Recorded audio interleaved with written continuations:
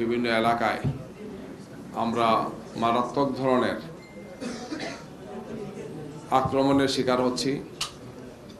সেখানে প্রতিদ্বন্দ্বী প্রার্থী হিসাবে আমাদের উপর বা আমাদের সমর্থকদের উপর, আমাদের এজেন্টদের উপর, ক্ষেত্রবিশেষে মহিলাদের উপর হামলা করা হচ্ছে। শতাধিক ঘটনা ইতিমধ্যে ঘটেছে। আমরা সবগুলোর তথ্য নিয়মিত কালেকশন করছি এবং সেই সমস্ত তথ্যগুলো আপনারাও পাচ্ছেন জাতীয় সংবাদপত্র, জাতীয় সংবাদ মাধ্যমগুলোতে সেই সমস্ত বিষয়গুলো আছে।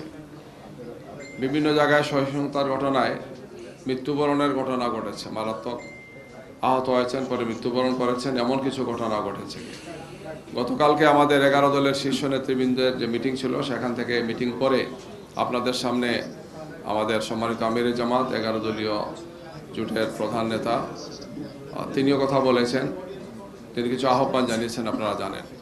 আমরা এই সমস্ত বিষয়গুলো নিয়ে স্থানীয়ভাবে প্রশাসনের সাথে আমরা আলাপ করেছি, অভিযোগ দায়ের করা হয়েছে এবং আমরা আশা করছি যে এগুলোর তড়িৎ পদক্ষেপ তারা গ্রহণ করবেন। একটি সুষ্ঠু সুন্দর নির্বাচন বাংলাদেশের মানুষ আশা করেছে এবং সেটি নির্বাচন সম্পন্ন হয়েছে।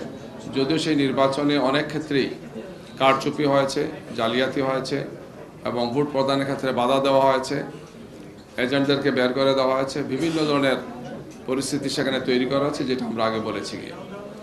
আমরা আজকেও আপনাদের সামনে এই সমস্ত বিষয়ে কথা বলবো। আমাদের আইনজীবীদের প্যানেল আছেন এখানে।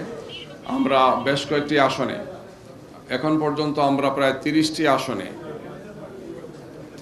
আসনে আমরা এই ধরনের চরম অব্যবস্থাপনা দেখেছি, যেখানে ভোট জালিয়াতি হয়েছে, কারচুপি হয়েছে, যে সমস্ত কাগজগুলো তারা দিয়েছেন সেখানে অপারেটিং হয়েছে, ঘষামাজা হয়েছে, বিভিন্ন ধরনের অসুবিধা হয়েছে। আমরা এই সমস্ত বিষয়গুলো নির্বাচনের দিনও জানিয়েছিলাম।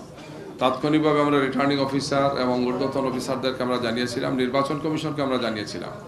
কিছু কিছু আসনে ভোট রেজাল্ট দিতে মারাত্মকভাবে দেরি হয়েছিল।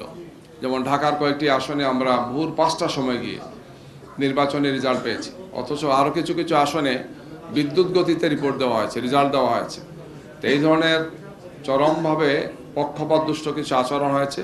সেই আচরণগুলো আমরা আপনাদের সামনে আজকে তুলে ধরব এবং যে সমস্ত আসনগুলোতে আমরা এই ধরনের নির্বাচনী অব্যবস্থাপনা দেখতে পেয়েছি, অনিয়ম দেখেছি আমরা, এবং নির্বাচন সংশ্লিষ্ট যে আচরণবিধি সেটা মানা হয় নাই, এই সমস্ত আসনগুলো নিয়ে আমরা স্থানীয়ভাবে রিটার্নিং অফিসার অথবা ঊর্ধ্বতন অফিসার যারা আছেন তাদেরকে আমরা জানিয়েছি।